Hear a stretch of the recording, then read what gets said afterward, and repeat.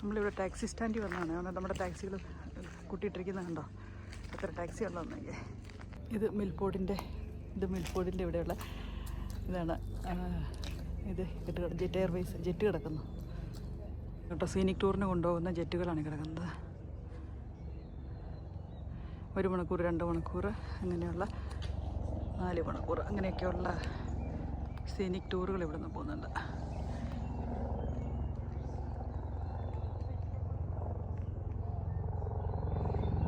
ടാക്സികൾ കൂട്ടിയിട്ടിരിക്കുക.